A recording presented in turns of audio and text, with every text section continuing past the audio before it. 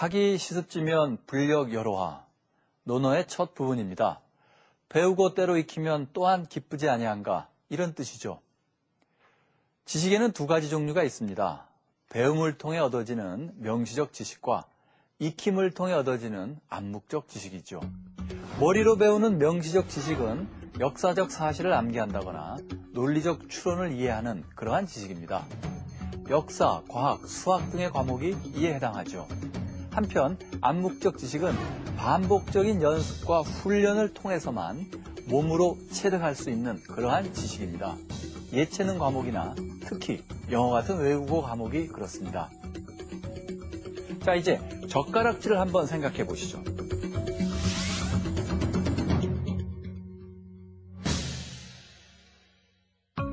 젓가락을 능숙하게 사용하는 한국 사람들에게 젓가락질하기는 일종의 암묵적 지식입니다. 많은 연습을 통해 체득된 것이죠. 그런데 젓가락질을 처음 배우는 외국인에겐 그것은 일단 명시적 지식입니다. 가운데 손가락을 고정시켜 젓가락 하나를 받치고 엄지와 검지를 이용해 나머지 젓가락 하나를 위아래로 이렇게 움직인다 하는 식의 명시적 지식을 사용해서 젓가락질을 우선 해야 하는 것이죠. 이렇게 젓가락질이라 해도 암묵적 지식을 통해 해내는 것과 명시적 지식을 통해 해내는 것 사이에는 많은 차이가 있습니다. 뇌의 서로 다른 부분을 사용한다는 것이 뇌 영상 연구를 통해 밝혀진 것입니다. 지난해 뉴로 이미지에 실린 한 논문에 따르면 프로 골프 선수들과 초보자들은 골프공을 치는 순간에 사용하는 뇌의 부위가 완전히 다르다고 합니다. 아마추어 골퍼들은 뇌의 다양한 부위를 사용합니다. 한마디로 생각이 많은 것이죠. 배운 대로 하체를 단단히 고정시키고 손목 코킹 각도 유지하면서 힘 빼고 이렇게 끌어내리듯이 골프채를 던지듯이 치고 등등 배운 내용을 스윙할 때마다 머릿속에서 다시 한번 다 정리해내야 되는 것이죠. 즉 아마추어 골퍼에게 스윙은 여전히 명시적 지식에 따른 몸 움직이기가 되는 것입니다. 그러나 프로 골프 선수들은 스윙할 때 초보자들과는 전혀 다르게 아주 특정한 부위의 뇌만을 조금 사용하는 것으로 나타났습니다. 그야말로 아무 생각 없이 치는 것입니다. 마치 우리가 젓가락질할 때 손가락을 전혀 의식하지 않고 반찬을 집는 것처럼 말입니다. 이러한 암묵적 지식은 배우기가 무척 힘이 듭니다. 오랜 연습과 훈련이 필요하기 때문이죠. 또한 가르치기도 어렵습니다. 자기가 알고 있는 암묵적 지식에 대해서는 자기 자신도 제대로 잘 모르는 경우가 대부분이기 때문입니다.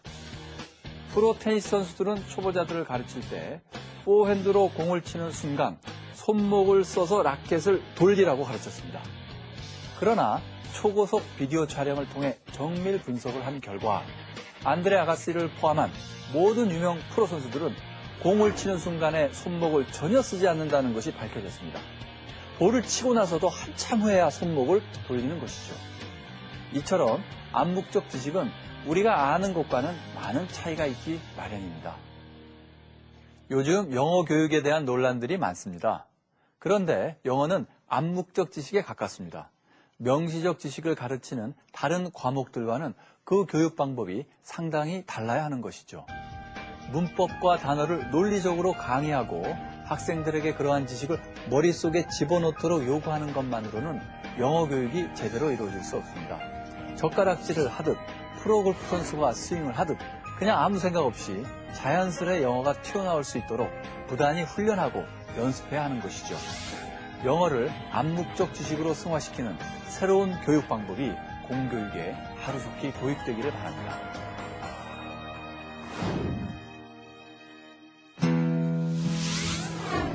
Hi everyone, today we are going to talk about tsunami.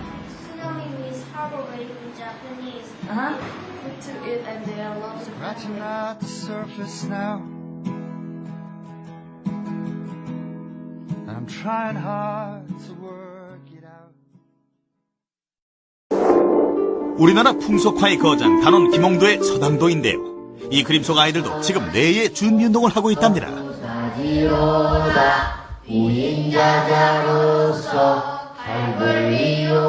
바로 이렇게요.